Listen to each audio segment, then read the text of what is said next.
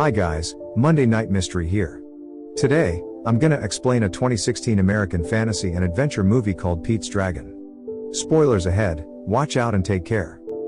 If you have any recommendations or want particular video, please let me know in comment box below. The movie begins with a little boy called Pete, who is reading a book about a lost puppy named Elliott while on a road trip with his parents.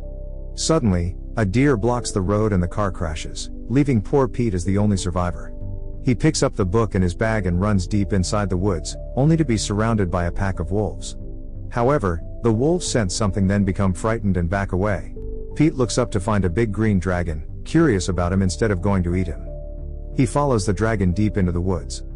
6 years later, in the small town of Millhaven, Meacham, an old man, is telling a story about how he once encountered a dragon in the woods.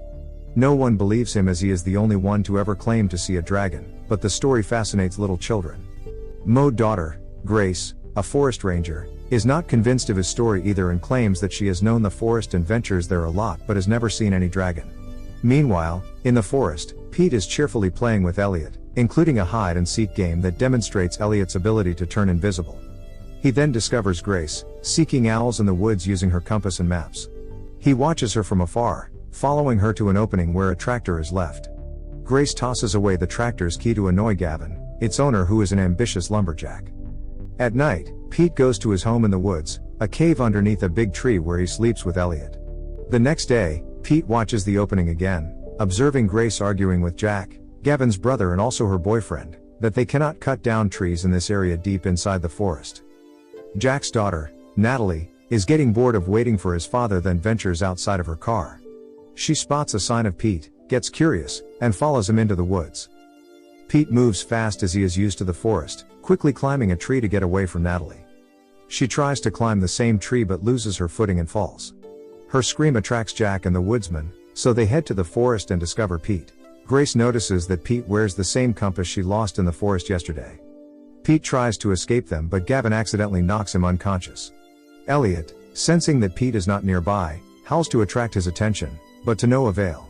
Gavin hears Elliott's howl and becomes curious about the sound, so he decides to go hunting.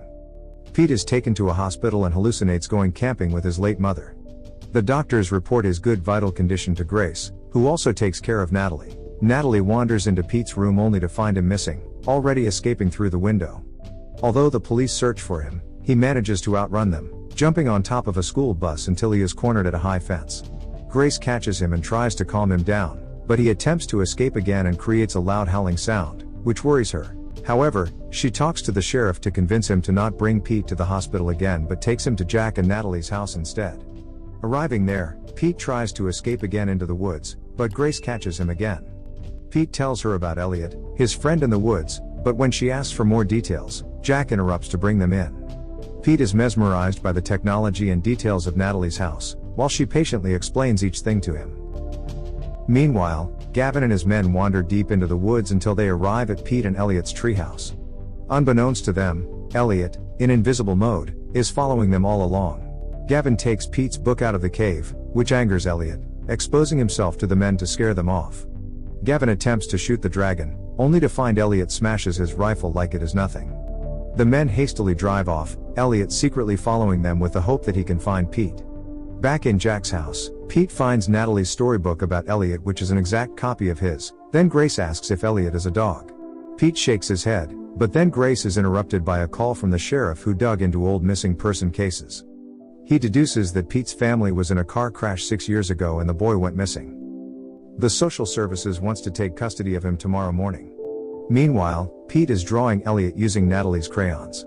Grace talks to Pete privately, and she is intrigued when Pete shows her his drawing of Elliott.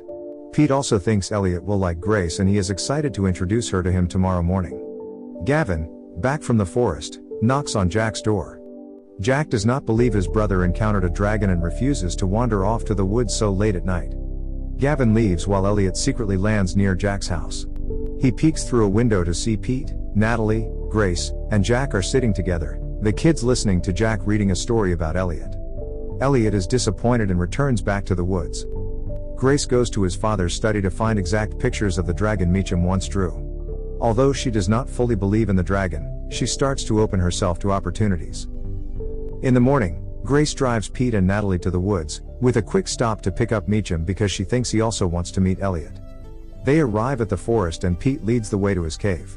Meanwhile, Jack receives a call from the sheriff, telling him that Grace was supposed to deliver Pete to the social services team already waiting for him.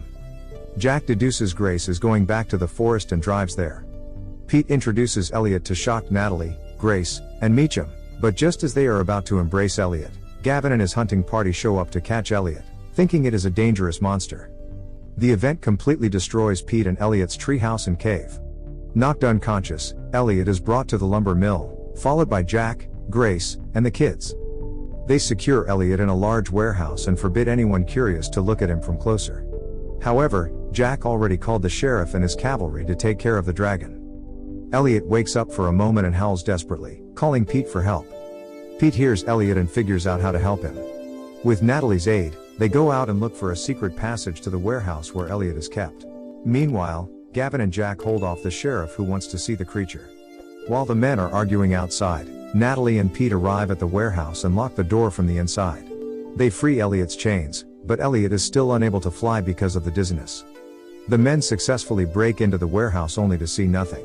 However, Grace knows what is going on. She is the last person to leave the warehouse after she sees Pete and Natalie peeking out from the trailer. She tells Jack that the dragon is still inside, making himself invisible. The kids are about to start the trailer and drive Elliott back into the woods when Meacham steps in and offers to help them drive the trailer. They leave the warehouse, leaving everyone puzzled and scrambling to chase them. Along the road, Jack and Grace, Sheriff and the cavalry, and Gavin and his men all pursue the dragon. Gavin almost catches up to Elliott, but Meacham refuses to pull over. He then blocks the road at the bridge to force Meacham to stop, but the trailer's brake fails so Meacham has no choice but to crash into Gavin's truck after the men run away. Arriving at the other end of the bridge, Elliott finally gathers some courage to fly on top of the bridge and breathes fire to scare off the people who have been bothering him. Unfortunately, Jack and Grace are still trapped inside their car in the middle of the bridge. The bridge cracks and becomes unstable, falling down on several parts. Gavin runs to help save Jack and Grace, but the bridge's damage spreads, causing more parts to fall off including Jack, Grace, and Elliott. Meacham, Pete, and Natalie watch in horror and still hoping for a miracle to happen. Then Elliott comes flying while carrying Grace and Jack on his back.